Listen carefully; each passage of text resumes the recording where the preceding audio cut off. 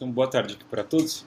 Hoje estamos reunindo aqui de novo e agradeço de novo aqui o Corisco que cedeu o espaço. Espaço extremamente ótimo. Extremamente ótimo não existe, né? Mas é um espaço extremamente agradável, eu ia falar. Hoje nós estamos recebendo aqui o Silvio Medeiros. O Silvio é um publicitário renomado, 3 vezes ganhador do Leão de Cannes. 4? Caramba, nem dá tempo de uma semana para outra o Silvio ganhar outro Leão de Cannes, a gente não tem nem como contar mais. Que é o maior prêmio da publicidade, né, mundial. Então, o Silvio que está manipulando a nossa cabeça, então por aí. Mas pro bem, finalmente algum publicitário que nos manipula pro bem. E ele vai falar aqui sobre David Horowitz. Eu lembro da primeira vez que eu fui estudar, comecei a estudar política, né? Uma das coisas que me levaram a estudar, eu lembro que depois da eleição do Obama, teve toda aquela zombizada, né? Todo mundo começou, o mundo está salvo e tal. Eu lembro de desconfiar bastante daquilo. E eu comecei a estudar política americana por volta daquela época. Eu via claramente que tinha alguma coisa errada, assim, porque nos jornais brasileiros o Obama era o Messias e tal. E quando você ia pesquisar a vida dele, não batia tanto com o que saía o que as pessoas achavam que era. Isso foi uma coisa que me impressionou bastante. E nessa mesma época eu encontrei com os estudos de David Horowitz.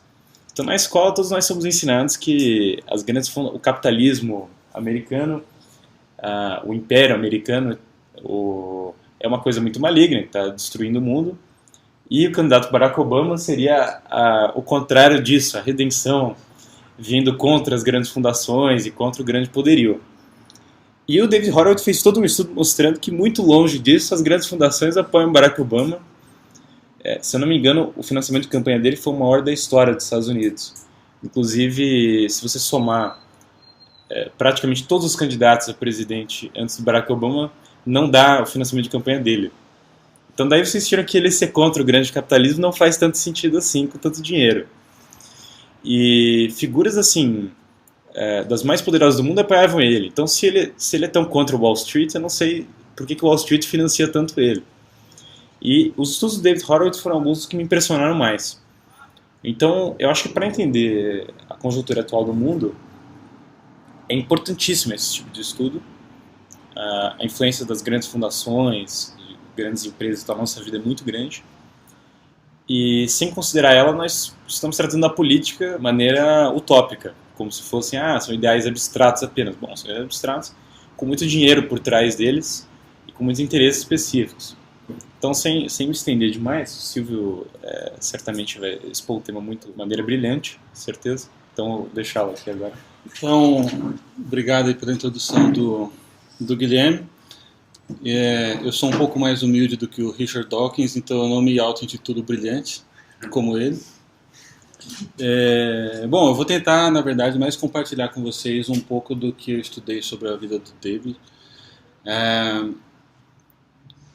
Eu não divido completamente as minhas visões políticas e existenciais com o David, né? Não preciso nem me aprofundar muito nisso. Eu vou expor aqui as ideias dele, não necessariamente todas elas eu sou de acordo, mas eu vou tentar focar muito mais nas técnicas da arte da guerra política, né? Então, esse aqui, deixa eu mostrar aqui para a telinha, esse é o livro, né, que a gente vai falar um pouquinho hoje, David Horowitz, A Arte da Guerra Política. Esse livro, ele não foi publicado no Brasil, não é um livro que tem uma publicação traduzida no Brasil. Eu tive a sorte de conseguir um livro autografado do David. E eu vou contar então rapidamente para vocês primeiro um pouco da história, quem que é esse cara que a gente está falando, até para a gente entender o peso das palavras dele e o peso da visão dele sobre o jogo político nesse momento, né? Então, primeiro, o David Horowitz, ele nasceu em 1939, né? E ele é filho de pais comunistas. Os pais do David, ele dizia que o sonho dos pais dele eram viver como espiões nos Estados Unidos, né? Então estavam ali todos na Guerra Fria esperando um grande momento de choque entre Estados Unidos e União Soviética para então se mostrarem como verdadeiros agentes soviéticos dentro dos Estados Unidos, né? E o David, então, ele cresceu nesse mundo altamente ideologizado, né, pelo marxismo. E a infância dele toda foi basicamente a convivência com outras famílias que compartilhavam esses ideais comunistas junto com os pais de David Horowitz. Qual que foi a primeira grande... A gente vai ver aqui que o David ele teve dois grandes momentos de conversão na vida dele, conversão política, né? A primeira foi quando ele tinha 17 anos de idade. Então, em 1956, quando assume o sucessor de Stalin na União Soviética, o Nikita Khrushchev, o Nikita ele fez então um trabalho de denúncias ostensivas contra o reinado de Stalin que antecedia ele, né? Então ele começou a tornar público, quer dizer, algumas cartas e alguns documentos que eram secretos, que circulavam internamente dentro do Partido Comunista da União Soviética, que mostravam que no período dos grandes expurgos de Stalin, uma série de crimes foram cometidos contra o próprio povo russo, né? Então lá ele vai mostrar, enfim, os genocídios, os gulags, vai mostrar a maneira sanguinolenta que Stalin agia com os próprios partidários, né? As pessoas do próprio partido que ele teve que matar para se manter no poder. E esse Khrushchev Report, como foi conhecido, ele caiu como uma bomba no mundo ocidental, assim. Então, nesse momento, a gente vê na história uma série de comunistas se desfiliando de partidos comunistas, cada um em seu país, né? E lá nos Estados Unidos não foi diferente, né? Então, ali foi o momento da primeira conversão. O David ele tinha 17 anos e ali ele deixa de ser comunista e ele vai então se tornar um socialista mais moderno, como nós temos no dia de hoje, né? Então, o David ele foi um dos criadores da New Left nos Estados Unidos. A New Left, a nova esquerda, ela pretendia articular o marxismo original. Então eles desejavam um retorno às origens do marxismo, purificado dos crimes de Stalin e de Lenin. E a ideia dessa New Left era então você trazer muitos dissidentes dessa desistência, dessas deserções em massa dos partidos comunistas do mundo todo, para um movimento que era visto como inofensivo, para um movimento que era visto como tolerante. De fato, eles gostavam muito de articular as ideias marxistas com economia de mercado, com ideias muitas vezes encaradas como neoliberais, mostrando realmente que essa era uma esquerda purificada, muito mais atraente e progressista mesmo, né? Então, a gente vai ver aí, no final da década de 60, começo da década de 60, na verdade, em 62, 63, o David Horowitz ele vai se formar, ele vai tirar o Master Degree dele em Literatura na Universidade de Berkeley, na Califórnia, e lá ele já começou então a criar um movimento de resistência estudantil contra a Guerra do Vietnã. Ele foi um dos que lançou as primeiras bases de militância ideológica contra a ocupação americana, ajudando o Vietnã do Sul a derrotar os comunistas do Vietnã do Norte. Ali ele começa a se tornar muito famoso, ele começa a se tornar uma grande influência no meio acadêmico, ele se torna editor de muitos jornais e de revistas. E em 1964, o David ele se muda para Londres. E lá em Londres ele vai se tornar pupilo de nada menos do que o biógrafo de Stalin e de Trotsky, que era Isaac Deutscher. E ali, então, do lado de Isaac, o David então, ele começa de fato um processo quase de reciclagem de todos os principais conceitos marxistas para a New Left. Então ele vai retrabalhar o conceito de imperialismo, ele vai retrabalhar o conceito de luta de classe, e vai tornar tudo isso muito mais apetecível. Então, tirando as pedras do sapato de Lenin e do passado de Stalin e transformando a New Left então numa água completamente potável e purificada de qualquer perigo totalitarista, né? Essa era a ideia dele. E aqui eu não estou dizendo também que o David ele fazia isso mal intencionado, muito pelo contrário. Ele realmente acreditava, né, que se o marxismo voltasse às origens, era possível realmente a criação do mundo novo, desse mundo utópico, etc. Né? Eu não sei se acho que é o Nelson Rodrigues que dizia, vocês podem me corrigir, que ele desconfiava de um jovem que não fosse socialista, né? Um jovem que não é socialista não tem coração, mas uma pessoa já de meia idade que continua socialista, aí é que ele não tem coração mesmo. Né? Essa frase já foi atribuída a 1 milhão de pessoas. Né? Sei lá quem criou isso aí. Exatamente. Mas é natural, você vê, né? Os jovens são idealistas mesmo e muitas vezes eles são munidos dessas boas intenções.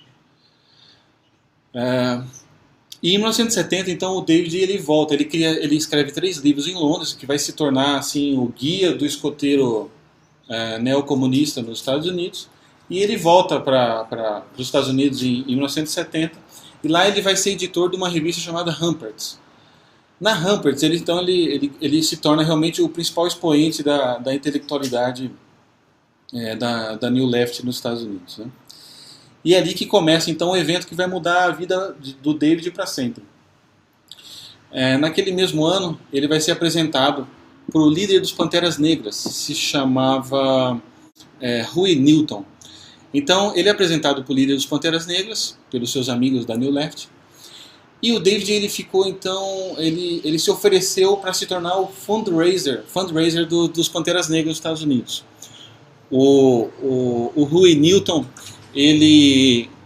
para quem não conhece, os Panteras Negras eles eram um partido extremamente revolucionário lá nos Estados Unidos, né? Eles eram conhecidos como a vanguarda da revolução, porque eles eram conhecidos por carregar armas, as próprias armas, em manifestações civis.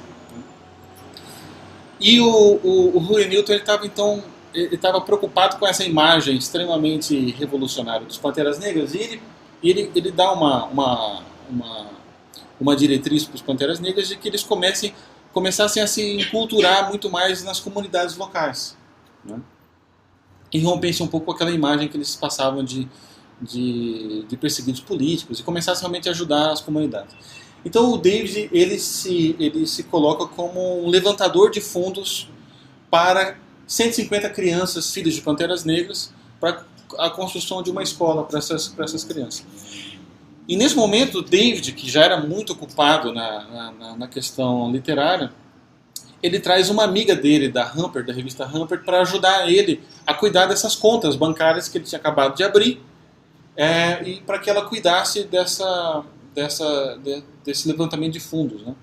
Essa mulher ela chamava Betty Van Patter. Então, a Betty ela fica encarregada de ajudar o David na criação dessas contas, na manutenção das contas. E algum tempo depois, a Betty aparece boiando na Baía de São Francisco, né? Então um dia o David acorda, vai para trabalhar, cadê a Betty? Não está lá. Onde que está a Betty? Ninguém sabe. Então daqui a pouco a polícia descobre o corpo da Betty boiando na Baía de São Francisco. Para ele aquilo foi um choque absoluto. Ela era uma grande amiga dele. E aí ele começa a averiguar o que aconteceu, quem matou a Betty, né? E ele vai e começa a conversar com os policiais. E os policiais sabiam quem tinha matado a Betty. Era um dos Panteras Negras. E aí ele falou, bom, mas então vamos fazer uma investigação. E os policiais ficaram muito reticentes, não queriam levar a cabo a investigação daquilo. Então ele foi conversar com os federais. Os federais não deram a mínima. Aí ele foi conversar com o promotor não deu a mínima. Ele foi conversar com os amigos dele do mundo editorial da New Left. Bom, uma de nós aqui, né? Nós falamos tanto da defesa das mulheres, uma mulher que foi morta, e vamos investigar isso. E o que ele recebeu em troca? Um silêncio absurdo. Na época ele chegou a escrever um artigo para New York Times, e no dia da publicação do artigo dele, ele recebeu um aviso dizendo que tinha acontecido uma falha na impressora do jornal e não deu para imprimir, e aí depois não conseguiram mais espaço. E o David então foi encontrando uma sequência de portas de aço que eram intransponíveis, e ele entra numa crise existencial absurda, por 3 motivos. Primeiro, a sua ideologia de orientação marxista até aquele momento, que ele tinha dedicado a vida toda dele, que ele recebeu de herança dos pais, era incapaz de dar uma explicação para o caso. Porque ele construiu uma vida toda em cima de um futuro brilhante, um futuro onde todos são bem-vindos, um mundo igualitário, um mundo justo e fraterno, e de repente uma amiga dele é morta por um Pantera Negra, que é a vanguarda da revolução por esse mundo brilhante, e os amigos dele, que se diziam ser os portadores da consciência social, se mostram sem qualquer consciência e sem qualquer peso na consciência por essa queima de arquivo. Então, segundo, a totalidade dos seus amigos dentro da New Left viam o David como um risco para eles. Então ele começou a se tornar isolado. Começaram a isolar o David, e ele entendeu que a própria insistir na convivência com esses amigos da New Left era um risco para a vida dele. E terceiro, ele começou a ver como na verdade não existia uma preocupação com a verdade, porque o próprio fato dele mencionar que a hipótese de que os Panteras Negras haviam matado a amiga dele era compreendido pela New Left como um ato de traição. Então ele se viu de uma maneira tão cercada que ele entrou numa crise existencial. Depois disso, ele ficou 9 anos em silêncio, sem escrever nada, sem ter aparições públicas. Porque realmente, quando você constrói a tua vida toda baseada numa mentira, você entra em choque, você perde as pessoas que você convive, você perde seu emprego, você perde todas as suas referências políticas, você fica completamente desorientado. Foi exatamente isso que aconteceu com o David, né? Então, esse foi o principal ponto de inflexão na vida do David, né? E quem que nesse momento se colocou como pessoas que realmente tinham consciência e começaram a se preocupar com a vida da Beth? Foram os conservadores. Os conservadores foram os únicos que estenderam a mão para o David naquele momento, preocupados em investigar o que tinha acontecido, né? Então o David começou ali a levar a cabo a própria investigação, e quanto mais ele mexia, pior a coisa ficava. Depois ele acabou descobrindo que os Panteras eles eram responsáveis por dezenas de assassinatos, que reitores de faculdades, que chefes de redação, que editores de jornais acadêmicos, sindicalistas, que promotores e políticos, todos sabiam, e todos permaneciam em silêncio. Então o David ali, ele tem uma grande lição de conservadorismo nessa hora. Porque qual que é um dos princípios, dos princípios do conservadorismo, né? É a descoberta e a compreensão do que é o ser humano. E ali o David, então, ele rompe de uma vez por toda com Rousseau e com a ideia do bom selvagem, né? A ideia do bom selvagem de que o ser humano ele nasce bom e de que é a sociedade que o corrompe. E ali ele viu que era exatamente o contrário. Ele viu que eram pessoas extremamente más, que tinham piedade e misericórdia seletiva. Quer dizer, se você defende a minha visão, eu tenho misericórdia e eu vou levantar a minha voz ao seu favor. Se por um acaso você deu o azar de ser contra os meus princípios, tudo bem se você morrer. Eu não vou defender isso, mas também não preciso falar, eu não preciso fazer essa denúncia. Então ali ele entende exatamente o contrário. Que as pessoas realmente elas são dotadas de vaidade, as pessoas são dotadas de ganância, de ambições, de orgulho, e isso entra como, quer dizer, é um asteroide, né, em todo o bloco de convicções do David até então. E ali o David ele entende também que os Panteras Negras eles não eram perseguidos pela polícia porque eles eram perseguidos políticos. Não, eles eram perseguidos pela polícia porque eles realmente representavam uma ameaça às pessoas. Eles matavam pessoas. E foi isso que ele descobriu, né? E dando sequência a esses eventos que vão culminar depois aqui na arte da guerra política, a gente vai ter um outro fato que foi fundamental nisso, para essa queda dessa venda nos olhos de David, que foi a desocupação dos Estados Unidos na Guerra do Vietnã. O que aconteceu logo em seguida da Guerra do Vietnã? Nós tivemos um massacre lá naquela região, pelos comunistas. Né? Então, o Pol Pot, ele cometeu o genocídio de 3 milhões de pessoas. Na Indochina, houve o maior refúgio da história da região. Foram 2 milhões de refugiados numa região super pequena. Muitos morreram em balsas e em jangadas precárias que queriam fugir. O Vietnã do Norte começou a matar milhares de vietnamitas do Sul em campos de concentração que eles chamavam campos de reeducação. Então os vietnamitas do Sul que não se adequavam nos campos de reeducação eram simplesmente fuzilados. E ali o David ele começa a perceber que todos os amigos dele da New Left também se silenciaram sobre esses crimes todos contra essas pessoas na Indochina, na Tailândia, né, no Camboja e no Vietnã. E ali ele entende que o silêncio da New Left era do mesmo tipo do silêncio que acobertou o crime da amiga dele, da Betty Van Pater. Então ali ele começou... a situação que se criou ali permitiu que ele tivesse uma visão crítica que ele nunca se permitiria se não houvessem esses fatos. Né? E o David ele se pergunta, bom, quando eu estava na New Left, eu gritava por um mundo melhor, eu mesmo criei as bases para a desocupação dos Estados Unidos no Vietnã, argumentando que isso seria um favor à humanidade, o que os Estados Unidos fariam. Era uma questão de consciência e de justiça social, sair do Vietnã.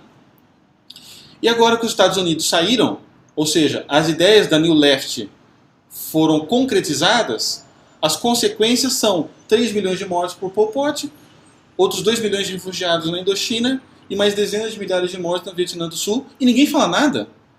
Então, que diacho de consciência e justiça social é essa?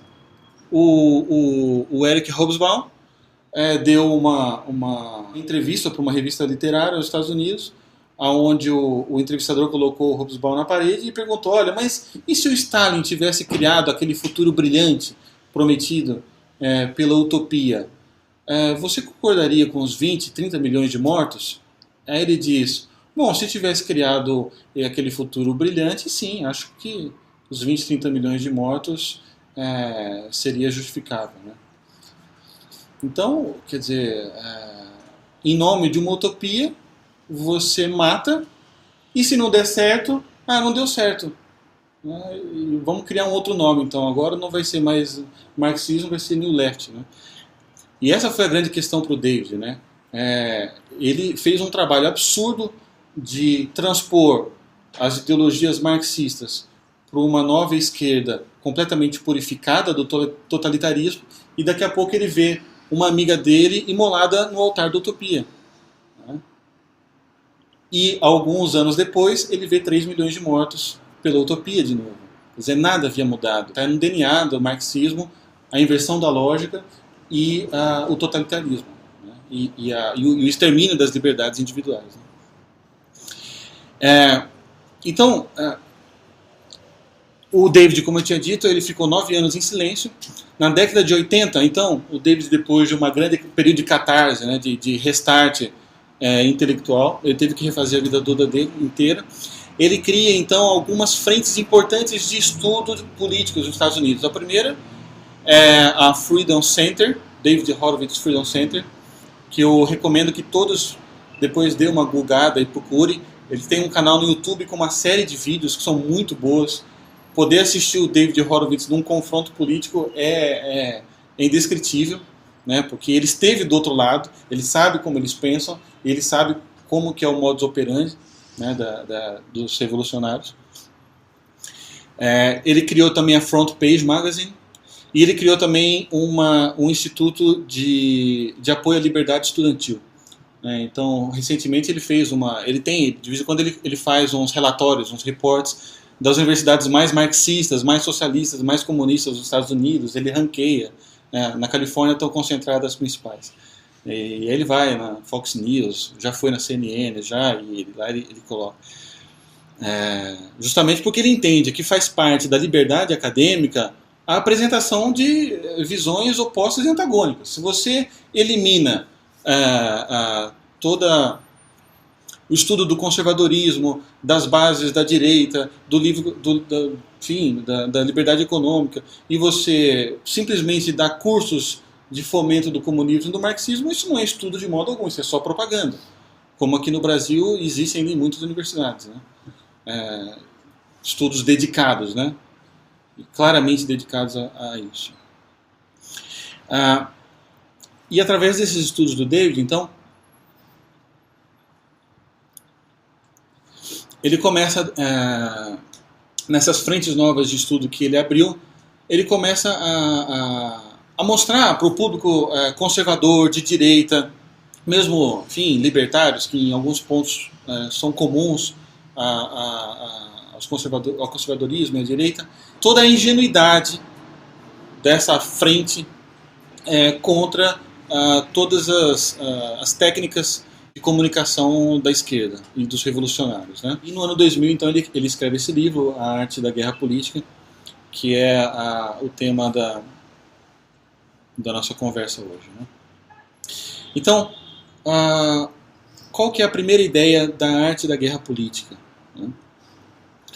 A primeira ideia a arte da guerra política é que quem baseia a sua luta política na base da esperança da desistência do lado oposto vai morrer, com 100% de certeza. Se você entra no ringue e lá no ringue você começa a acender vela e rezar para que o teu oponente tenha um ataque cardíaco ali, quem vai morrer é você, com absoluta certeza, né? E isso serve para qualquer ideia, para defesa de qualquer ideia, para qualquer plataforma política, enfim, para qualquer proposta. Por exemplo, uma pessoa que sai aí para defender, por exemplo, a liberdade dos pais para educar os próprios filhos. Se ele sai em campo para defender isso, esperando que o outro lado vá cair em contradição e vai ser visto negativamente pelo público, ele vai perder. Um religioso que sai debatendo com um neo-ateísta militante, esperando que ele vai se mostrar antipático ao público e isso garante a vitória dele, ele vai perder. Um conservador que espera que a esquerda crie caos e destruição e isso seja a principal prova de que as propostas dele são ruins, ele vai perder. E vai perder sempre, está destinado à derrota eterna. Então, porque é guerra, né? Isso é simplesmente isso, guerra política. Né? Nós vivemos num campo de guerra política e guerra cultural absurdo. E aqui também, acho que vale uma autocrítica também aos conservadores e à direita brasileira, por frequentemente hostilizarem o seu público e o seu eleitorado por votarem consistentemente em revolucionários, em esquerdistas e em pessoas que querem aparelhar o Estado. Não é infrequente você ver pessoas de direita dizendo assim, o eleitor tem o político que ele merece. Isso é muito injusto e é um tiro no pé. Porque você está chamando o cara que vai colocar você ou não no poder de burro. Então, o principal tiro no pé que se pode dar num campo político é você dizer que a pessoa que precisa endossar a tua proposta é uma pessoa burra. Eu diria que o eleitorado brasileiro ele é muito mais vítima da covardia dos conservadores e dos direitistas do que da ousadia dos esquerdistas, dos revolucionários. Se a gente for dar uma olhada na recente história da República, né, da Nova República, desde Getúlio Vargas você não tem realmente uma plataforma conservadora e de direita política no Brasil consistente, militante e agressiva no cenário político. Né? Getúlio Vargas inaugurou ali uma forma populista, fascista de se governar que se perpetuou por décadas no Brasil. Né?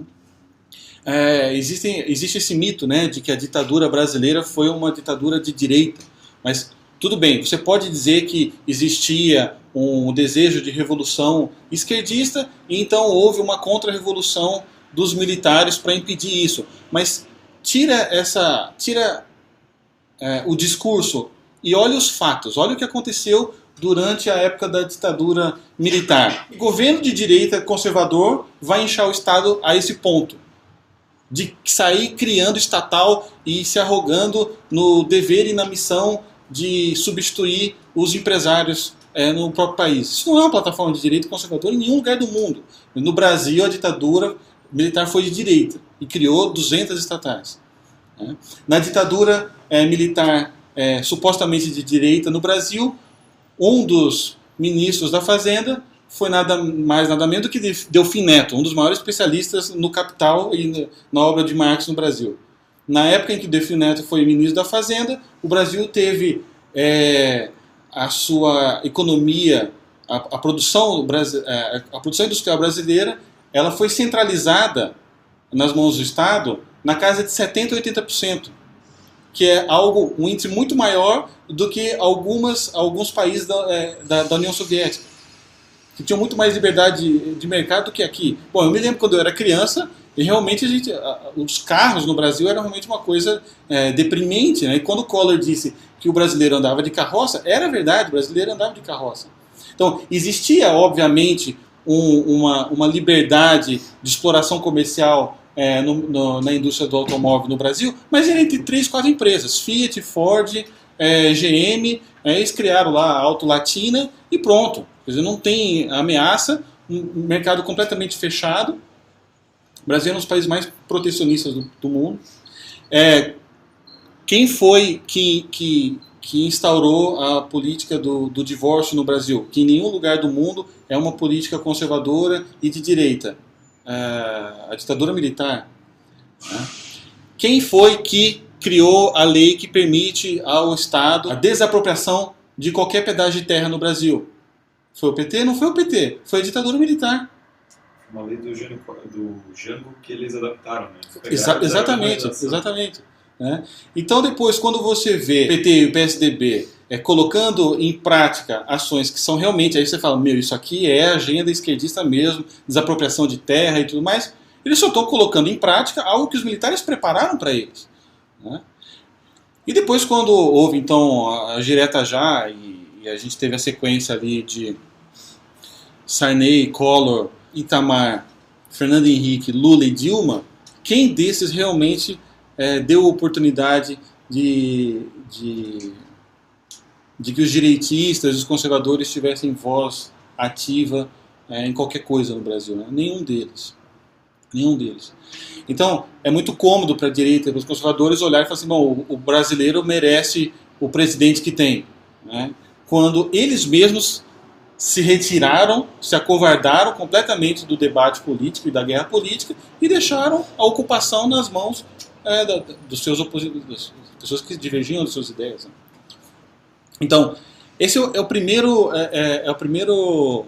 fundamento do David Horowitz na arte da guerra política. Você não pode hostilizar as pessoas que podem colocar você numa situação de poder político. Né? Então o David ele divide a arte da guerra política em 6 princípios. Tá? Quais são eles? Vamos lá. Primeiro princípio, a política é conduzida por outros meios. A guerra política é conduzida por outros meios. O que significa isso? Isso significa que não adianta você entrar num debate político, e aqui quando eu falo político eu quero abrir um pouco mais o espectro, não necessariamente conservadores versus revolucionários, direitistas versus esquerdistas. Isso serve para qualquer confronto, tá? De ideias. Pode ser uma pessoa que é a favor do aborto, outra que é contra o aborto. Uma pessoa que é a favor da educação familiar, outra que é a favor da educação pública. Uma pessoa que é a favor da completa privatização do transporte coletivo, e outra pessoa que é a favor da estatização do transporte coletivo, que seja tudo transporte público. Isso pode ser para qualquer frente de batalha. Né? E serve especialmente para qualquer frente de batalha de ideias, onde a coisa esteja estruturada de maneira triangular. Então, é você debatendo com o opositor com um terceiro te assistindo. E a tua vitória depende do apoio desse terceiro. Tá? Nada disso aqui vale para o tete a tete. Se você vai almoçar com um amigo seu que é comunista, que é, sei lá, ele tem uma divergência de 180 graus a tudo que você pensa, você não precisa usar nada disso. Porque as pessoas elas costumam se utilizar de certas máscaras e teatralidades na frente de terceiros, que isso não faz nenhum sentido quando você está, enfim, numa conversa pessoal e individual, né? Então a política é guerra conduzida por outros meios. O que significa isso? Significa o seguinte: no debate político vence aquele que consegue se comunicar com o seu público final de maneira rápida, fácil, simples e acessível, né? Então por que são outros meios? Qual que seria o meio fundamental do debate político? A confrontação de ideias, de argumentações, de sistemas lógicos. Mas você deve guardar todo esse discurso empolado, essa argumentação acadêmica para um segundo momento. Isso você deve guardar para a militância, para pessoas que já concordam com você e que querem se aprofundar nos fundamentos da sua linha de pensamento. No confronto político você tem que ser simples. Você tem que abrir uma conta do Twitter e tem que ser 140 caracteres, no máximo, as coisas que você tem que falar. Você vai ter 1 minuto para falar. Então, guarde os discursos empolados e acadêmicos para outra hora. Então, primeiro princípio, a guerra é conduzida por outros meios, que não os acadêmicos. Tá? O segundo princípio da guerra política é que política é guerra de posição. E aqui vale muito a pena a gente pensar numa imagem de um campo de batalha. Num campo de batalha, só existem 2 possibilidades de posição. Ou a pessoa é amiga ou a pessoa é inimiga. Ponto. Né? Não quando são guerras do Oriente Médio, que aí realmente você não sabe quem que é inimigo, porque tem tantas alianças e coalizões. Quando você está a favor de um lado, aí você descobre que esse cara tem aliança com uma pessoa que você odeia, enfim, não é o caso aqui. Mas, em geral, as batalhas elas têm só 2 figuras. Ou ela é amiga ou ela é inimiga. No debate político você precisa se posicionar rapidamente como amigo do teu público. Né? Se você não se posicionar como um amigo do seu público, você vai ser enquadrado como um inimigo do seu público. Simples assim. E a esperança de que você não será enquadrado como inimigo do público não garante que você não será depois rotulado de um ultra-fundamentalista, extremista, de extrema ultra-zaguilhão direita. Né? Isso não garante nada. Você ficar em silêncio e não se enquadrar como um amigo do teu público não vai garantir que o teu inimigo não vá te enquadrar como um inimigo. Né? Qual que é a razão disso, dessa guerra de posição? Muito simples. Imagina você é um refugiado, tá? No meio do deserto, você está com tua esposa e um filho no colo. E aí você avista na frente uma batalha. Tem 2 lados. Você não sabe qual dos 2 lados garante maior taxa de sobrevivência para você e para sua família ou não. Então como é que você vai analisar? Através das posições que eles assumem. Então você vai olhar a bandeira. Então você vai ver, bom, esse lado aqui tem umas bandeiras muito vermelhas, são muito sangrentas. O outro lado tem bandeira branca, azul, me parece um pouco mais amigo. Né? Se você descobre que um desses lados é a favor de uma limpeza étnica, que eles são contra minorias étnicas, que são contra judeus, que são contra cristãos, enfim, estupram crianças e mulheres, e do outro lado você vê lá como no final da Vida é Bela, você vê uns tanques passando e outras crianças dando tchau para os americanos, falam, meu, é esses caras que eu quero estar, eu quero estar lá desses caras. Então as pessoas elas vão identificar uma posição de amigo se você se posiciona realmente como um amigo num debate político. Então você realmente tem que ter na ponta da língua palavras que remetam à amizade, como esperança, como justiça, como caridade, como generosidade. Né? E é importante que você realmente tenha isso na ponta da língua, porque senão você vai ser enquadrado como um representante das elites e acabou. O Ronald Reagan, ele tem uma frase para mim que resume bem esse princípio, que significa o seguinte: se você está se explicando, você está perdendo. Então, se você está se explicando demais, não, veja bem, não, é que, não, calma lá, você já foi ferido mortalmente e você está caminhando, então, para a derrota fatalmente. Então, você precisa se posicionar. Um exemplo, depois vocês podem dar uma procurada no Google também, que exemplifica bem essa questão, é um debate do Richard Dawkins com o Giles Fraser.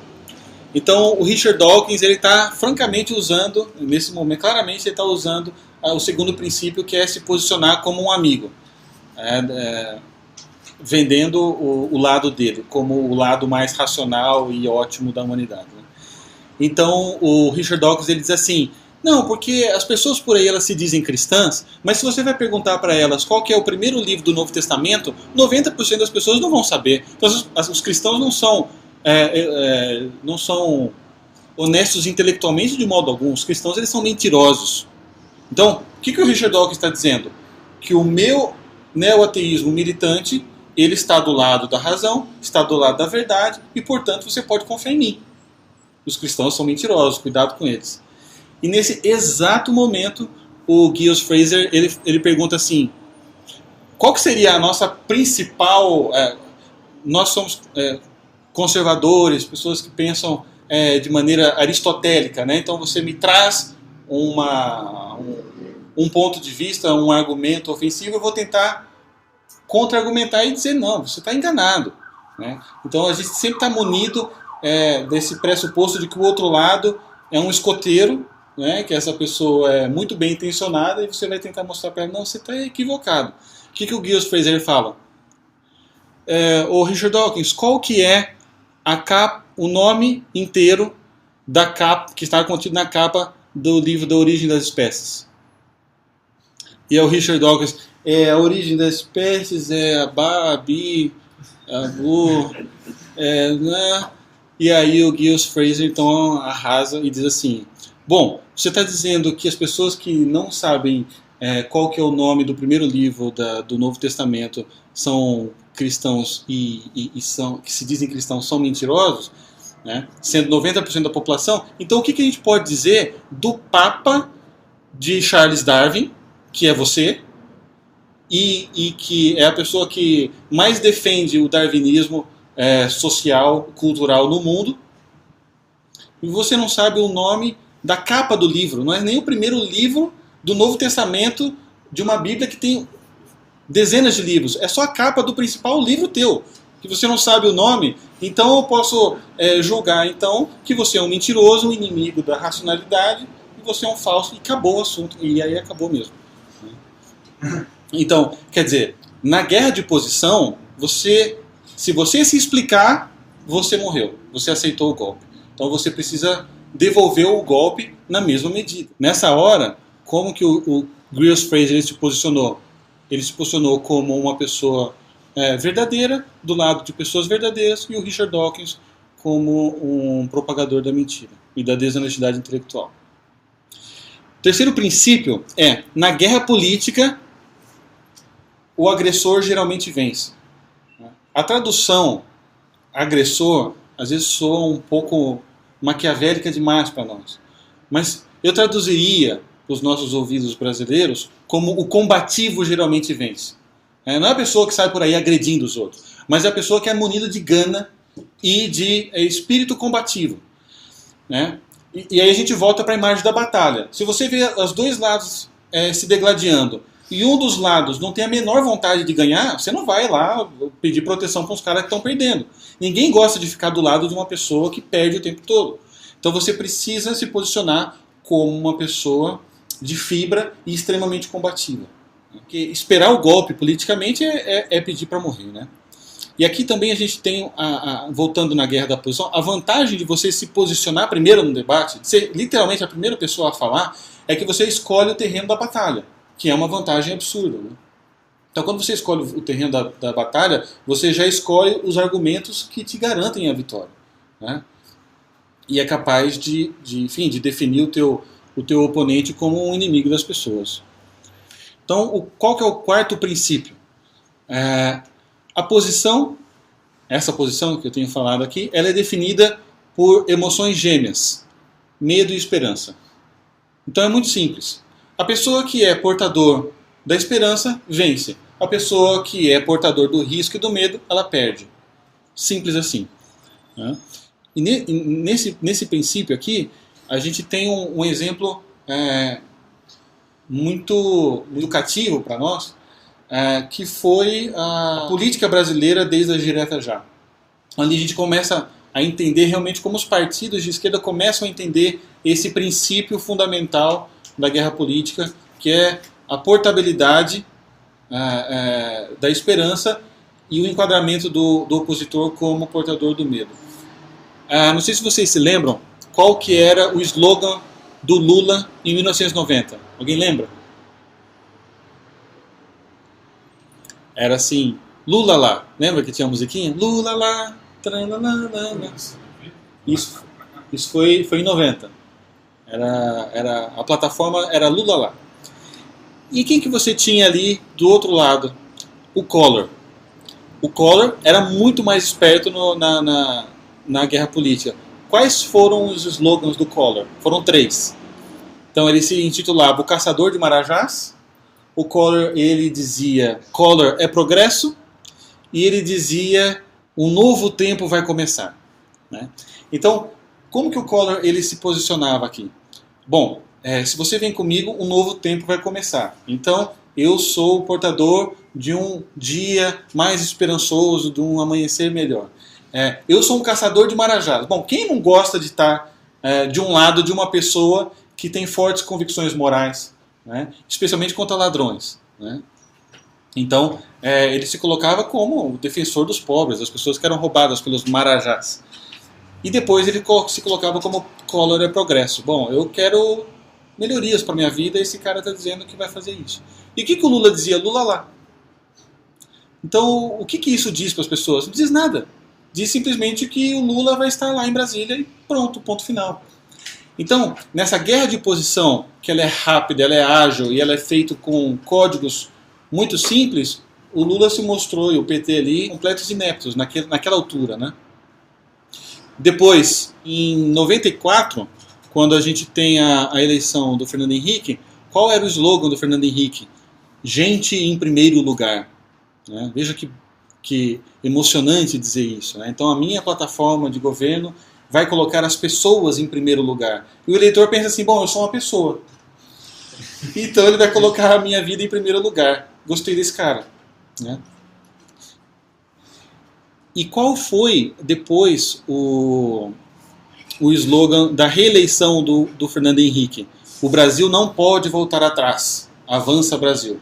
Então ele mostrava... Então isso costuma ser uma regra. Isso aconteceu com o Lula, com o Fernando Henrique, muito possível aconteça com a Dilma e aconteceu com o Obama. Então, na primeira fase de campanha, você vai se projetar como portador da esperança e na reeleição você vai qualificar o teu oponente como portador do medo. Então, qual foi a segunda fase do Fernando Henrique? O Brasil não pode voltar atrás. Quer dizer, se vocês me tiram do poder, o Brasil volta atrás. E o que era voltar atrás? Era voltar atrás do plano real. Eu me lembro quando eu era criança, uma vez eu cheguei para minha mãe e falei assim, mãe, eu quero muito comprar alguma coisa na vendinha da escola. Minha mãe me deu um calhamaço de dinheiro, parecia um tronco fatiado, assim, um corte transversal. Eu levei lá e falei assim, moça, o que dá para comprar? Ela pegou aquele monte de dinheiro e falou assim, isso. Ela me deu uma bala chita. Não sei se vocês lembram da bala que tinha um macaquinho. Eu falei, mas tem um monte de dinheiro aí. Ela, não, mas é isso que dá para comprar. Então, assim, as pessoas realmente tinham muito medo de voltar para aquela época de inflações de 5.000% ao ano. Então, bom, se vocês colocarem o Lula no poder, é isso que vai acontecer, subliminarmente falando. Né? E quando o Lula ele finalmente consegue a presidência da República, qual que foi o slogan do Lula? Vejam o aprendizado dele nesse período. Quem que o Lula trouxe para ser seu vice-presidente? Né? Um símbolo do livre comércio, um empresário. Né? Então ali ele começa a fazer o quê? Ele começa a parar a barba, deixar o cabelo sempre bem cortadinho, usa terno com um corte bacana e se aproxima do centro, porque o senso comum se se direciona normalmente para o equilíbrio e repele os radicais, né? E qual foi a plataforma da reeleição do Lula? Quando era contra o Alckmin, e o Alckmin tinha ganhado aqui em São Paulo. Era: não vamos trocar o certo pelo duvidoso. Então aqui ele abandonou a esperança e qualificou o seu oponente como um portador do medo, do risco, né? Então esse aqui é um princípio fundamental, né? Saber utilizar os símbolos e os ícones que remetem à esperança e medo, né? Então isso nos traz ao quinto princípio, que as armas políticas são os símbolos propriamente ditos que evocam medo e esperança. Não sei se vocês se lembram, mas houve alguns momentos na campanha de eleição da Dilma em que foi mencionado em alguns lugares que se o José Serra ganhasse, corria-se o risco de se acabar com a Bolsa Família. O que isso está dizendo? Senão que se esse outro sujeito ganhar, ele vai acabar com todos os benefícios que as pessoas mais simples e pobres têm. Ou seja, o portador do medo e do risco, né? E os símbolos, esses símbolos de esperança e medo, eles são extremamente poderosos. O David Horowitz compara eles a mísseis teleguiados.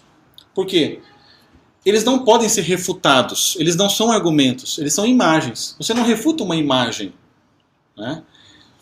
E isso nos Estados Unidos, os democratas, eles dominam com maestria total a utilização de símbolos para se enquadrarem como portadores da esperança e os republicanos como portadores do medo, né?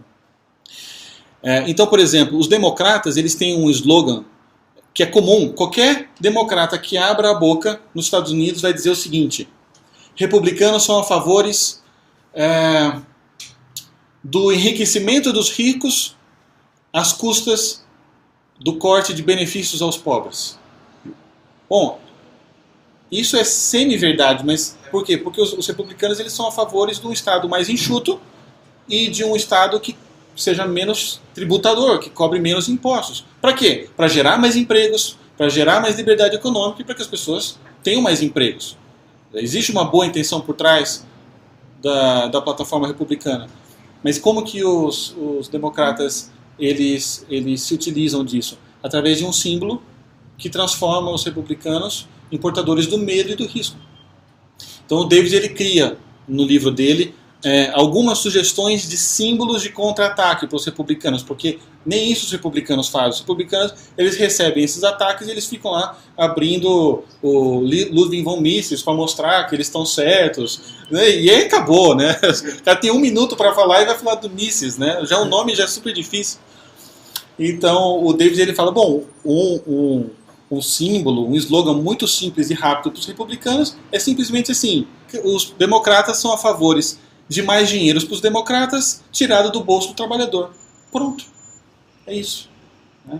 Então o que acontece? Você neutraliza o símbolo do inimigo e aí você pode falar do Ludwig von Mises, né? Então primeiro você neutraliza o teu inimigo e depois você vai entrar na argumentação um pouco mais acadêmica, né?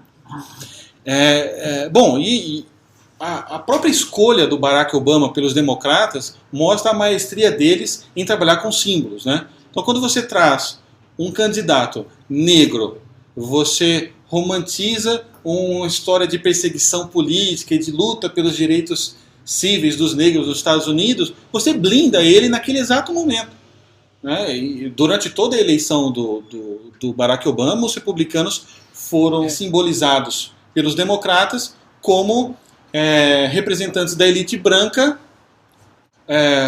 fundamentalista e extremista de direita, racistas, né? Quando na verdade eles estavam só debatendo as ideias partidárias, né? E se vocês forem dar uma olhada na última eleição, que foi a reeleição do Barack Obama, como que o Mitt Romney enquadrava o Barack Obama? Era patético de ver. Ele dizia assim: olha, o Barack Obama, cara muito legal. O Barack Obama, bom pai de família. De fato, lá na fanpage do Barack Obama, toda semana tem uma foto dele brincando com os filhos dele, né? Bom pai de família. Barack Obama tem ideias interessantes, mas não vai ser um presidente conveniente para os Estados Unidos. E como que o Obama enquadrava o Mitt Romney? O Mitt Romney, ele é o pior cara na Terra desde Mussolini. O Mitt Romney, ele odeia as mulheres. De fato, ele é mormon, ele tem lá uma dúzia de mulheres e ele escraviza as mulheres. O Mitt Romney, ele quer que os pobres sejam mais pobres e a elite branca seja mais rica e por aí, enfim, por aí vai, né?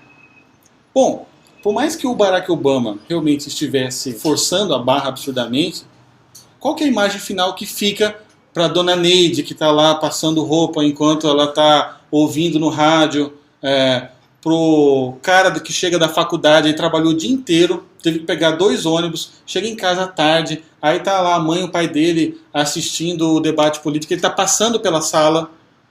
Né? O que essas pessoas que são indiferentes com o processo político, que não se interessam, o que sobra de tudo isso? Sobra ou um inimigo ou um amigo. Ou, mesmo que eu não me enquadre como um amigo, o fato de eu posicionar o outro como um inimigo do povo já basta para eu saber que esse cara é meu amigo. Né? E aqui, falando dos símbolos do medo da esperança, qual foi o principal pôster do senhor Barack Obama? Né? A foto dele com as cores americanas, com esperança escrito embaixo. Hope. Então, a vantagem de se posicionar primeiro. Se eu me posiciono como esperança, o que sobra para o meu opositor? O desespero. Depois, a utilização de causas, né? Yes, we can. Então, o que sobra para o opositor? Não, nós não podemos. Né? Qual foi outra plataforma, né? Lembra-se do Collor? Progresso. Obama é progresso. Né? Então, sol nascendo. Né? Sol nascendo, com as famílias indo em direção a essa árvore do Jardim do Éden. Né? Redenção chegou. Redenção chegou. A assessoria de imprensa do senhor Barack Obama trabalhando numa única mensagem focada. Outra coisa que não existe entre os conservadores e a direita é um foco numa mensagem única, forte. Né? Então é muita dispersão. E o que a plataforma democrata mirou? Nós somos portadores da esperança, do progresso e nós podemos. A capa da Rolling Stones, a New Hope. Né? Você tira, você acha que estão falando do Guerra nas Estrelas. Né? A New Hope. Não, é o Barack Obama nessa luz celestial. O Messias. Né? Dele com a auréola. Né? A auréola, exatamente. Aí... o discurso do Barack Obama, né? I'm hopeful because of you. Eu tenho esperança por causa de você. Então é esperança, esperança, esperança, esperança, esperança, esperança, esperança. Bom, isso tem um efeito acumulador na consciência das pessoas, né? Por mais que eu não saiba o que esse cara está dizendo, o cara se posiciona como meu amigo, né? Bom, e isso nos leva para o último princípio, que é a vitória fica do lado do povo. Então, o Yes We Can, ele é uma plataforma que se posiciona do lado do povo. E isso aqui é, para mim, o principal abacaxi na mão dos conservadores e da direita, no mundo inteiro. Porque os conservadores e os direitistas, eles são a favor do quê? Principalmente, né, da responsabilidade individual. Então, cada pessoa é responsável pelo próprio destino, pelo próprio sucesso. Nós não dependemos do Estado, de benesses coletivistas para fazer a nossa vida. Né? Então, a responsabilidade da felicidade da minha vida está na minha mão. É isso que os conservadores direitistas defendem. E o que os esquerdistas revolucionários eles defendem? Eles defendem uma culpa social e um favorecimento coletivista para as pessoas mais simples, mais pobres, mais desfavorecidas. Bom, se você está na rua e uma pessoa fala assim, quer R$1, aí você vai falar o quê? Me dá, né? Então, se um movimento político ele se coloca de maneira expansionista, a custas de aumento de tributos a favor dos mais pobres, dos mais desfavorecidos, através da distribuição de vouchers, de stamp foods, como o Obama faz, ou de bolsa isso, bolsa aquilo, o que as pessoas vão fazer? Vão falar não? Não, vão receber. Sempre dá para comprar alguma coisa com algum dinheiro. Né? E esse é o grande problema, porque isso cria uma arapuca imediata para as pessoas que são a favor da responsabilidade individual. Então, por exemplo, o Bill Clinton, ele criou no governo dele uma dessas arapucas que foi: nós precisamos de mais dinheiro para a educação. Eu quero aumentar o dinheiro para a educação porque o mundo e os Estados Unidos só vai continuar sendo líder e transformador do mundo pela educação. Precisamos de mais dinheiro.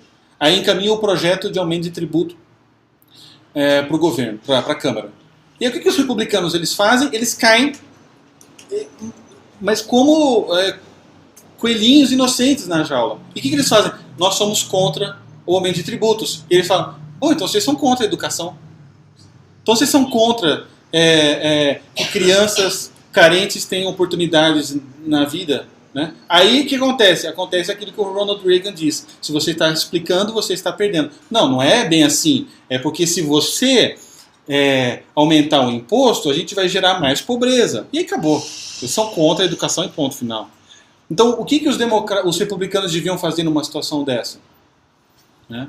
Eles deviam dizer: não, nós queremos muito mais dinheiro para a educação. Ô Bill Clinton, você é muito avarento. Você está querendo dar $1 bilhão para a educação, vamos dar $20 bilhões.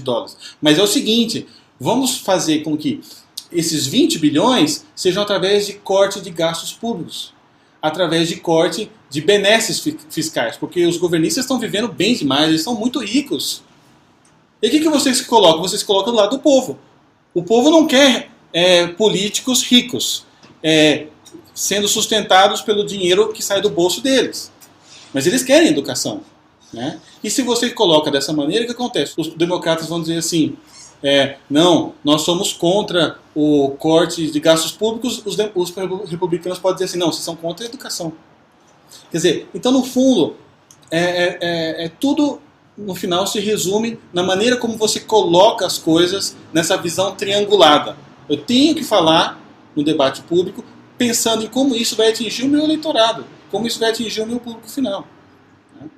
Então, como que os republicanos, os democratas, aliás, os esquerdistas revolucionários, eles se colocam nos Estados Unidos e no mundo? Nós somos a última esperança que fica entre os representantes das elites, que são a direita, e os conservadores, e entre as mulheres, os negros, as crianças, os pobres e os idosos.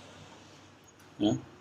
E isso, muitas vezes, vai soar como verdade. Né? No Brasil, por exemplo, você vê alguns poucos pontos de criação de pensamento de direita vindo de quem? De pessoas que são riquíssimas. Quando você vê lá, às vezes, o Fórum da Liberdade, Instituto Milênio, são gente podre de rico. O que essas pessoas comunicam para as pessoas mais pobres? Aí eles vão lá e fazem um stand mostrando a casa com tributação alta e a casa sem tributação. A casa com tributação alta é uma favelinha. A casa sem tributação é uma casa muito legal. Só que quem que vai entrar lá? Que pobre que vai entrar lá para ver esse stand? Né? Se ele tem um valet park na entrada. Então, eles vão enquadrar os direitistas, os conservadores, os liberais, como pessoas que são representantes da elite. E o que acontece? Os representantes das elites não precisam de ajuda do eleitorado de modo algum, porque eles já são ricos o suficiente. Né? Então a vitória está do lado de quem? A vitória está do lado do povo. Se os conservadores, se a direita não conseguir amarrar as suas propostas políticas em atos concretos que beneficiem as pessoas mais simples, mais desfavorecidas, ela nunca vai chegar ao poder. Nunca. Isso nunca vai acontecer. E a coisa ela chegou num tal modo que hoje nós temos um monopólio da benfeitoria na esquerda. Né? Então a esquerda ela faz propostas muitas vezes escabrosas, né?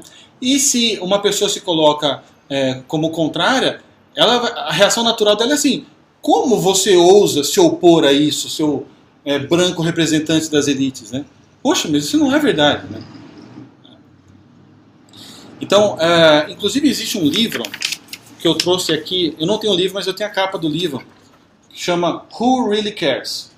Que é um livro que foi escrito pelo Arthur Brooks, onde ele faz um estudo científico mostrando quais são as pessoas que realmente são mais interessadas no bem-estar das demais. E ele chega numa conclusão no livro dele que é: os cristãos conservadores doam até 100 vezes mais do que os esquerdistas e do que os defensores da expansão do governo, né?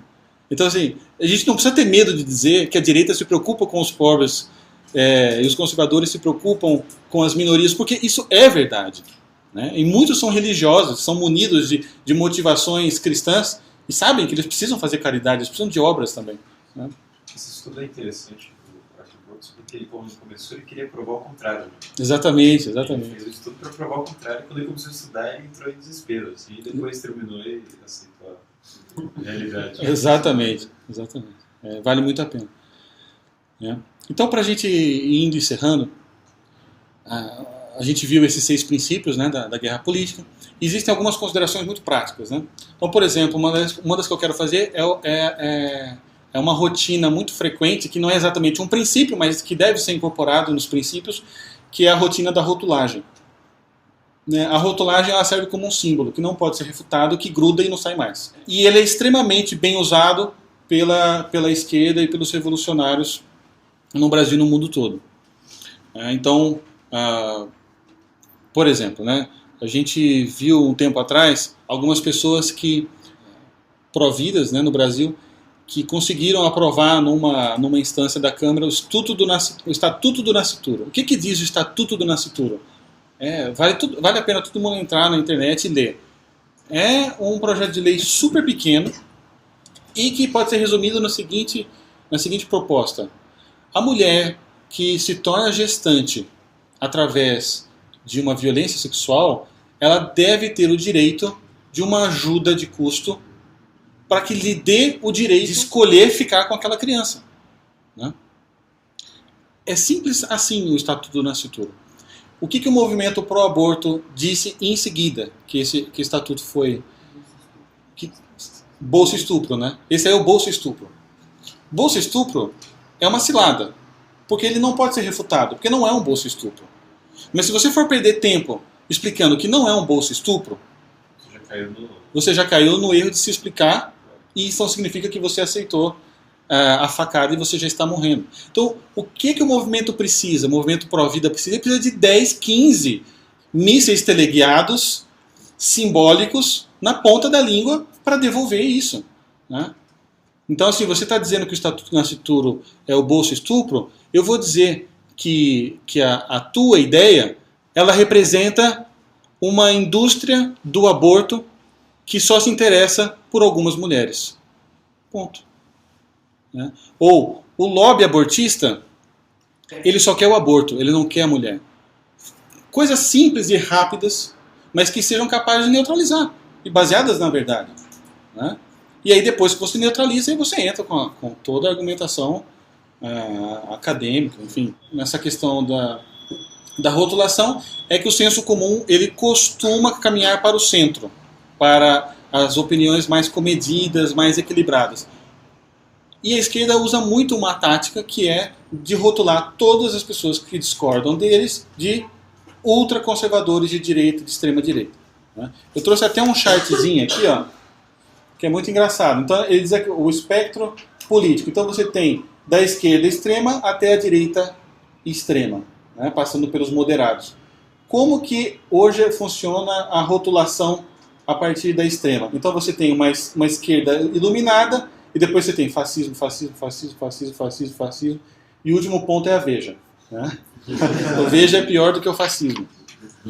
Bom, não é verdade que nos grupos de esquerda você tem alas revolucionárias?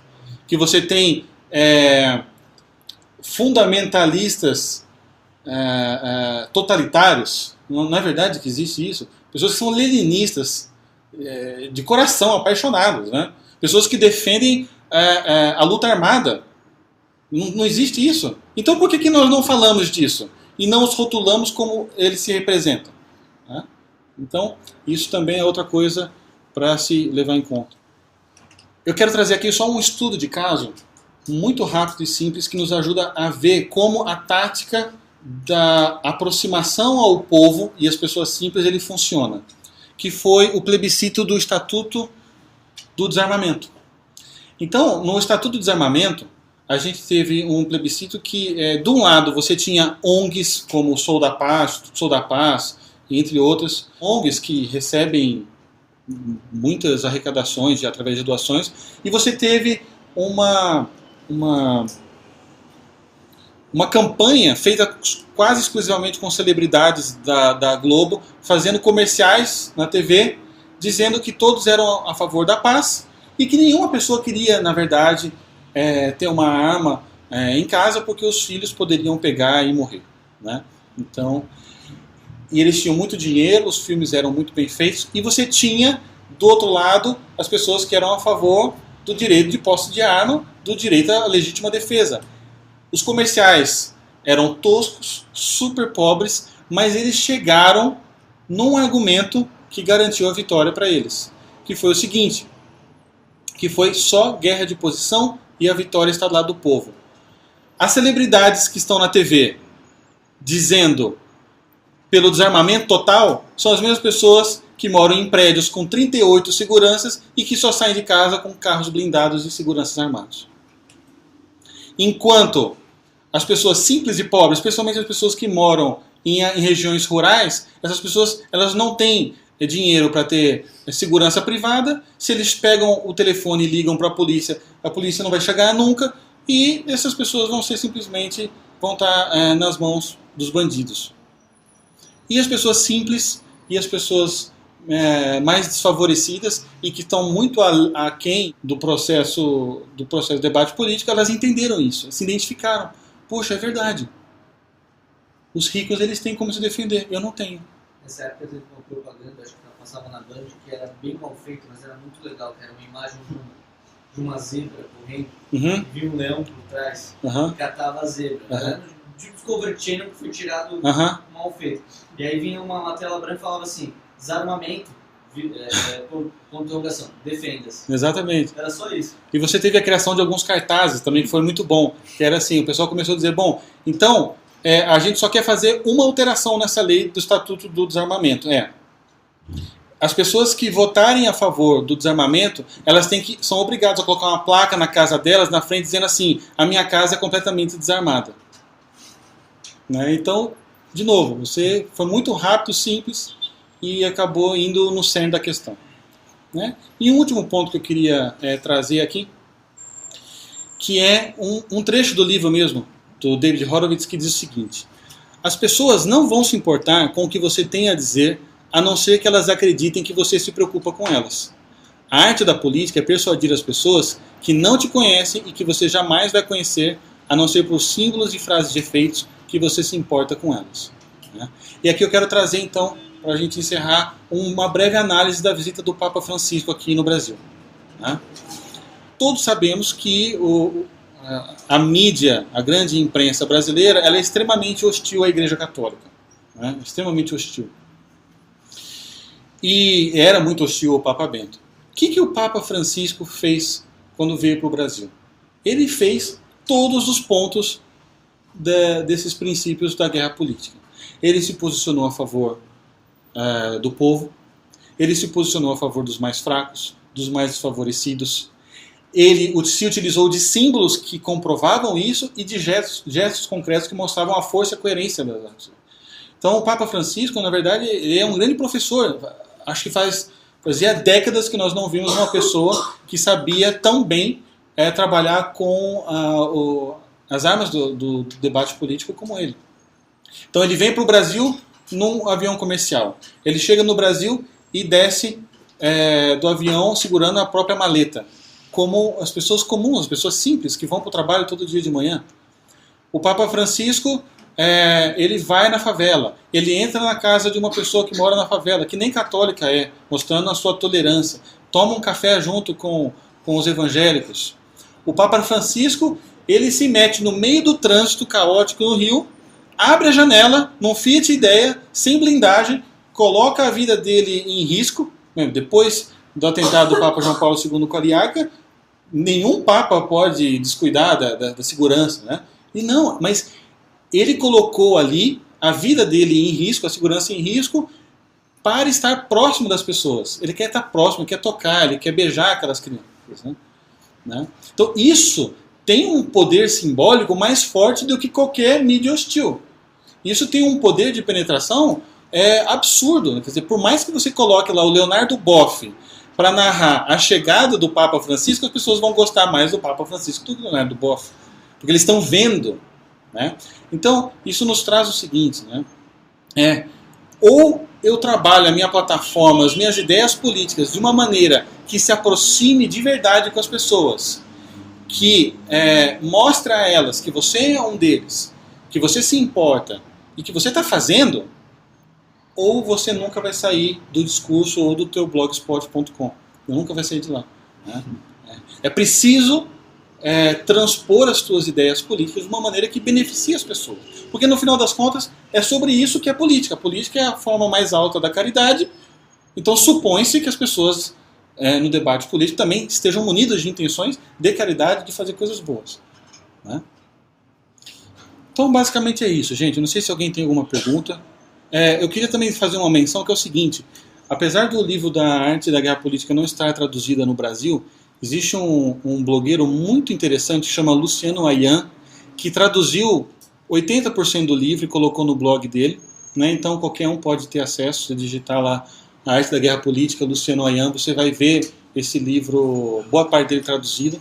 O Luciano, ele tem um trabalho muito interessante. Ele é um ateu, mas ele é um ateu com muita honestidade intelectual. Frequentemente você vê ele, inclusive, defendendo cristãos contra truques de neo-ateístas como Richard Dawkins, que não tem honestidade intelectual nenhuma. Então depois vale a pena dar uma olhada. Não sei se alguém tem desejo de fazer alguma pergunta.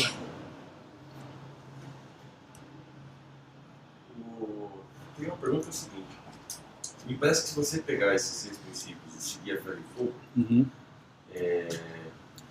assim, a pessoa tem que corre o risco de você se tornar um profundo vaidoso. No fundo, se você se transformar numa capa, porque os princípios, você tem os princípios.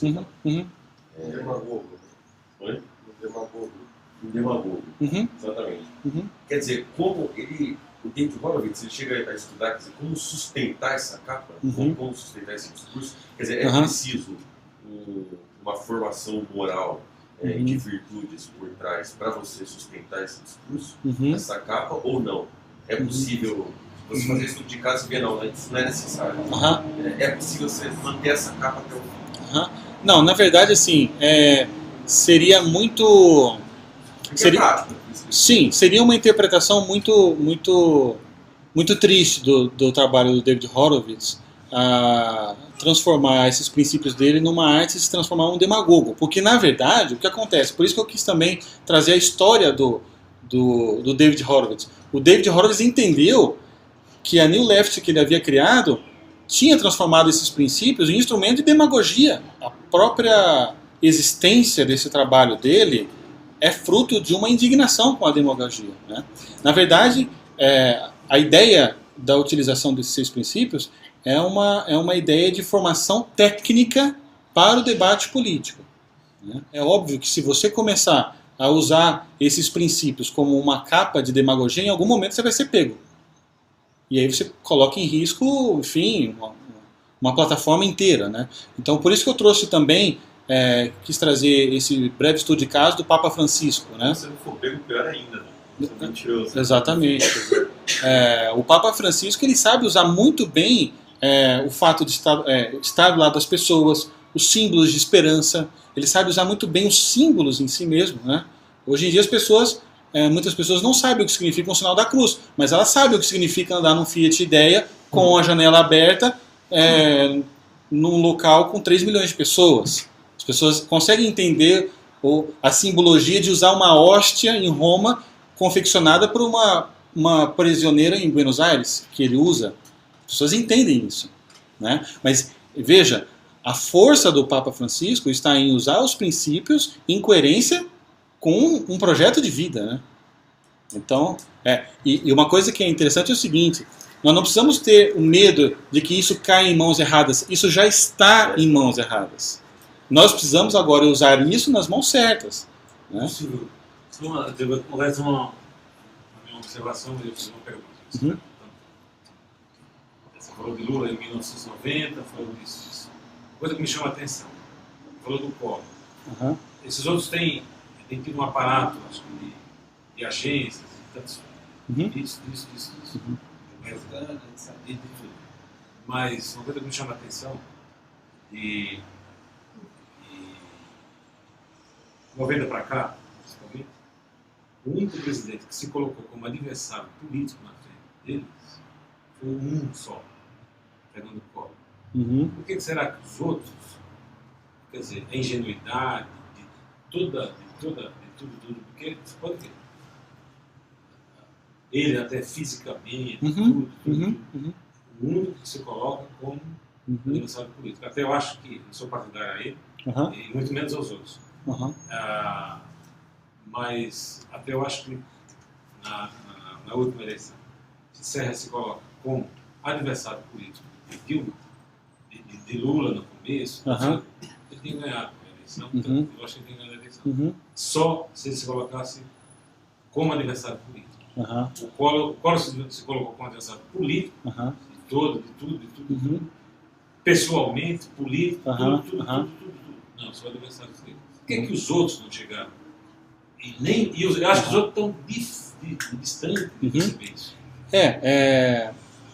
Eu só queria fazer uma distinção aqui também, já agora colocando a minha visão. Eu não considero José Serra e Geraldo Alckmin, Marina Silva, como verdadeira oposição, porque para minha visão eles estão do lado da esquerda, completamente imersos na esquerda. Com a exceção que o PSDB talvez seja um pouco mais moderado, mas ainda é a direita da esquerda. Né? Então, o PSDB foi um dos partidos de esquerda que não assinou o Foro de São Paulo.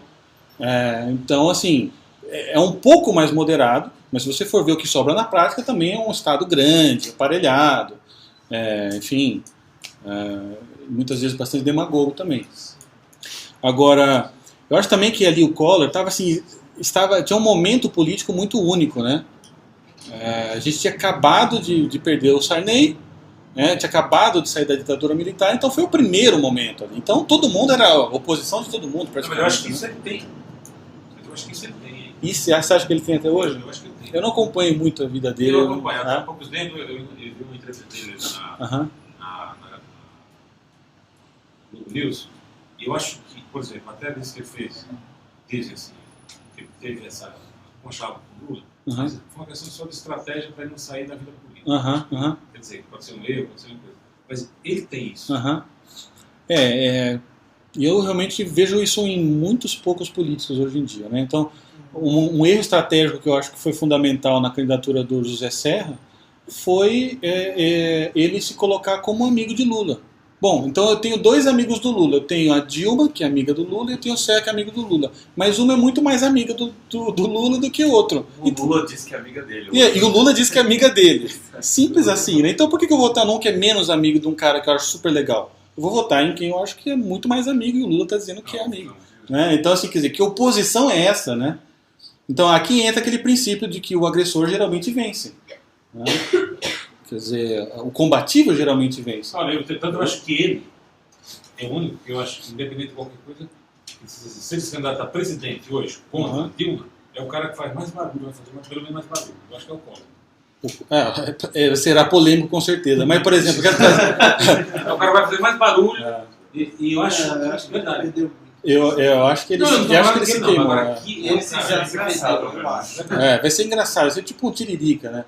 Mas assim, uma coisa que eu me lembro, por exemplo, a última pergunta do último debate político entre Serra e Lula.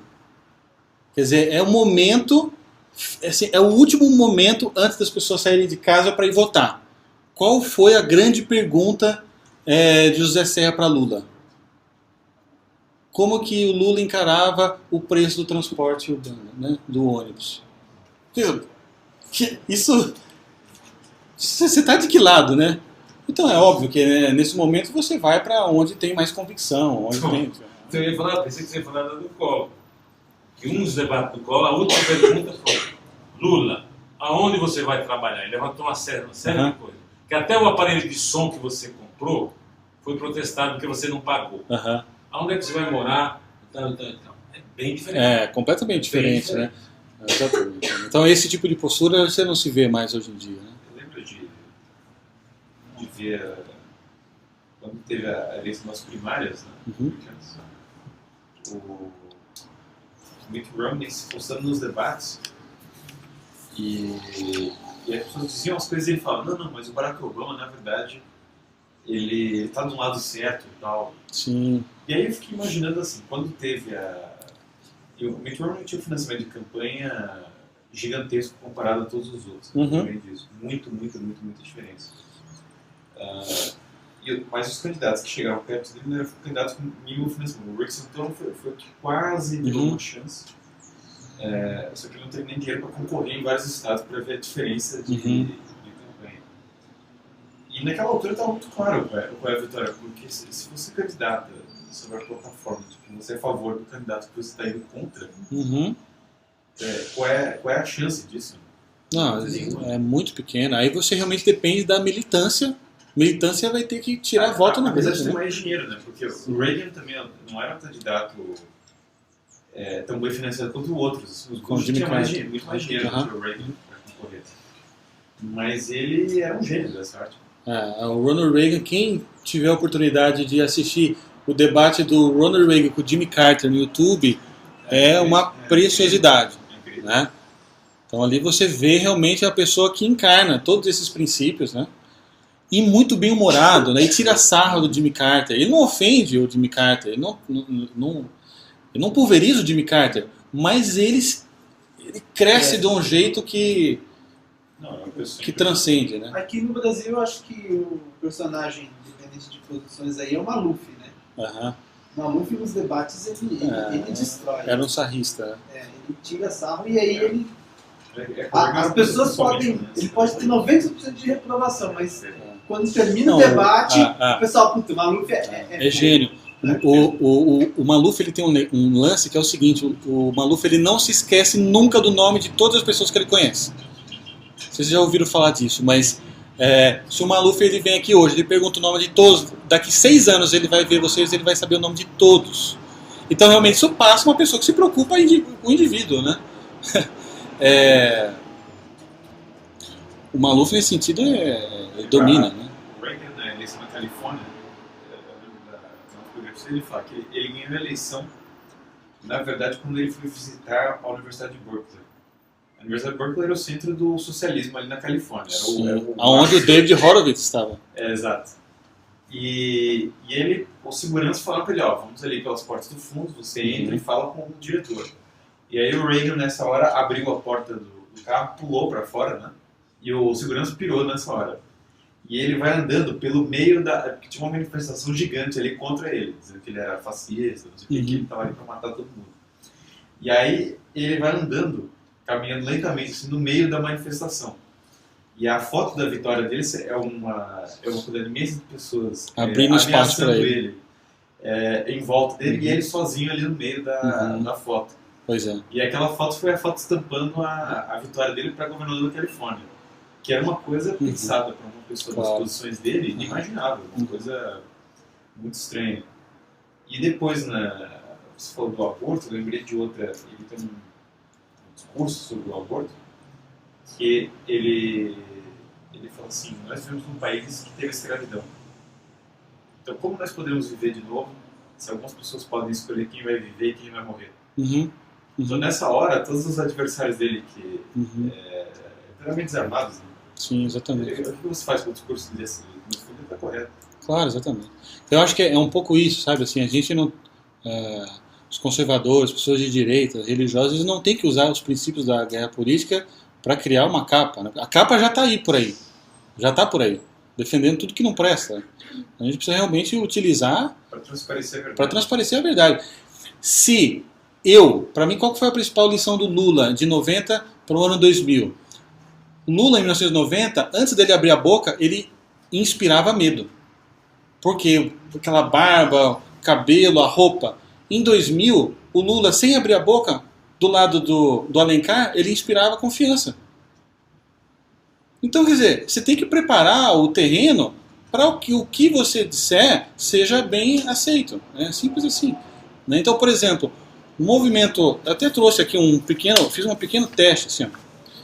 O movimento, um dos principais ataques, né, que o movimento Provida recebe é de que o movimento Provida é constituído pela elite branca, por homens brancos que nunca vão se engravidar, e por religiosos, fanáticos. Aí você entra lá no Facebook e digita pro-life. Aí olha só o que vem aqui, ó.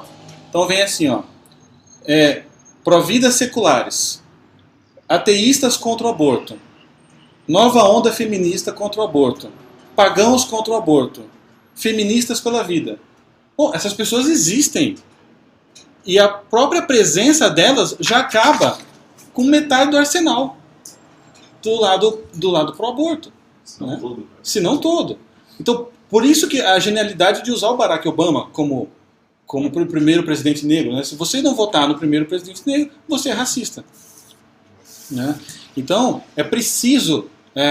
tem um vídeo de uma acho que é a esposa do professor Neri, na Câmara lá em Brasília, denunciando a indústria do aborto, dizendo como as mulheres são instrumentalizadas, né? Esse vídeo é um sucesso, porque é uma mulher falando. Claro, é perfeito. É perfeito. E ela fala, nós mulheres. Todo mundo ela fala, nós mulheres estamos sendo. Aí, por exemplo, com todo o apreço que eu tenha a Dom Augusto, que foi no programa Na Moral do Pedro Bial essa semana, confrontar contra o Dr. Drauzio Varela, quer dizer, é fazer o jogo deles, né? E um religioso lá para falar contra a destruição de embriões. Sendo que você tem mais centenas de cientistas, todos os tratados de biologia no mundo dizem que a vida humana começa na concepção, todos, né? Então, o que você precisa? Você precisa de um cientista chegando no programa Na Moral do Bial com uma carriola de pedreiro, com todos esses livros, e ele vai sentar do lado desses livros. E ele vai ficar o programa inteiro do lado dos livros. E quando o Drauzio Varela falar que o embrião é uma simples conexão de compostos químicos, você vai mostrar esses livros do teu lado. Acabou. Você entende? Então, é preciso trabalhar com esses símbolos para que a verdade e o bem seja comunicado da maneira certa. É preciso tirar os ruídos. Se fosse uma mulher cientista, melhor ainda. Mas se fosse uma mulher cientista, melhor ainda. Não. A participação do Dom Augusto, ele é médico, né? Ele fez o que pôde. Mas o símbolo que fica é qual? O enquadrado pela esquerda. Eu tenho ciência versus religião. Mas eu vivo no Estado laico, então vamos rejeitar a religião. Enfim, quer dizer, você não pode deixar que o debate se encaminhe para um lugar que é ruído, que é falsidade, né? Bom, ninguém está pretendendo fazer uma mudança no Código Penal ou na Constituição colocando pedaços do catecismo. Não se trata disso. Mas é isso que transparece, né? Uma outra coisa, por exemplo, uma notícia que eu trouxe aqui, ó. O mesmo jornal, Folha de São Paulo, noticiou o seguinte, né? Alckmin privatiza turismo em Parque Cachoeira e Caverna. E aí, outra notícia, na Folha de São Paulo, cidade vai repassar Pacaembu ao setor privado por 30 anos. Então é o seguinte, o Alckmin, que está no Palácio dos Bandeirantes, e nós queremos que ele saia de lá e dê lugar para o senhor Padilha, do PT, esse cara deve ser nomeado como entreguista. Ele tem que ser inimigo do povo. Então o que o Alckmin faz? Privatismo ou turismo no parque. E o Haddad nem é citado. O Haddad é personificado como cidade, na outra notícia. Cidade vai repassar o Pacaembu ao setor privado. Olha que notícia legal. É rigorosamente a mesma coisa. Só que um é qualificado como um entreguista e o outro nem aparece e é a cidade que vai repassar. Olha que cara legal, né, o Haddad, né? Quer dizer, o trabalho aqui é para tirar o ruído, a estática. Tem muito ruído, estática e hostilidade. E de vez em quando surgem uns Gandalfs, assim, igual o Papa Francisco. Ele chega, bota o cajado dele lá, "You're not pass", daí pum! Toda estática e toda hostilidade cai por terra, porque ele é a coerência em pessoa, né? Então é isso que a direita precisa, né? E se a direita quer ajudar as pessoas, vai precisar trabalhar isso aí. Então eu vejo que tem sido usado muito pela esquerda, inclusive nas últimas eleições com Haddad, que é o uso da igreja como componente político, né? Sim. E a gente viu no início da campanha do Haddad, ninguém conhecia, o pessoal pensava mal com o Serem, foi aplicado, daí ele apareceu no Padre Marcelo. E aí abriu um pouco, né? Sim, depois totalmente. Entrevista, que ele foi fotografado Daí o Fernando deu uma entrevista falando, eu não conheço o passado do candidato, a gente só abre as portas, né? Então, por mais que não compartilhe com as visões da igreja, esse pessoal está fazendo palanque político das igrejas, e não é de hoje, né? A gente viu nas últimas eleições presidenciais também, na Canção Nova, também foi aberto espaço para fazer a primeira leitura. A Dilma fez uma carta aos cristãos. Sim. Lembram? Antes, com promessa de que não ia legalizar o aborto e tudo mais. Comovente, né? E ele nomeou logo em seguida a ministra Eleonora. Acho que é um palanque. E aí em seguida traz a Eleonora Minuti para a ministra. Né? Mas isso é estar do lado do povo. Esse é o 6º princípio, né? E infelizmente os cristãos são muito inocentes nesse jogo político. São os idiotas úteis, né? Desse processo político, né? Tivemos que não eram, né? Papa Pio X, por exemplo. Não. Eu estou dizendo nesses casos específicos, eu não estou generalizando, né? Claro. Mas nesses casos específicos aqui infelizmente, muitos foram instrumentalizados, né? Mesmo, por exemplo, quando o Papa Francisco chega lá no aeroporto, quais são as pessoas que vão tirar foto com ele? Marta Suplicy, né? E por aí vai, as pessoas vão, né? Porque no fundo é o quê? Esse cara, ele exala confiança e credibilidade, então eu quero estar do lado dele. Uma coisa que você falou aí antes, Matheus, uma coisa que tem uma cultura disso, desassociar a palavra agressividade. Desassociar a palavra agressividade. Associa a palavra agressividade em muitas coisas. Sim. Verdade. Isso desassocia. Ela é agressiva, ela vai lá e tira foto com ele. Ela usa. Sim. E as pessoas, pai, mãe, diga assim, você vê. Não, isso é muito agressivo. Não, isso é agressivo. Sim. A cultura de todo mundo, de menino até avô, desassociar essa palavra agressividade. Tem que ser agressivo. Sim, a pessoa sim, tem que ser agressiva. Isso faz parte de uma estratégia um pouco maior, que é descrita pelos... Isso faz parte de uma estratégia um pouco maior, que a gente pode deixar para uma outra palestra outro dia, do Saul Alinsky. O Saul Alinsky, inclusive, foi tema de tese da Hillary Clinton, e ele criou o Guia para os Jovens Revolucionários dos Estados Unidos. Né? E uma das táticas que o Saul Alinsky ele coloca é justamente a tática da ridicularização. Né? Que do David, imagino por ser uma alma nobre, ele não colocou aqui a ridicularização, mas para os esquerdistas existem muitos outros princípios. Né? Muito. A mentira é um princípio. A ridicularização, o Saul Alinsky ele descobre que as pessoas elas têm muito medo de se ficarem isoladas e sozinhas. Isso corresponde a uma espécie de morte social.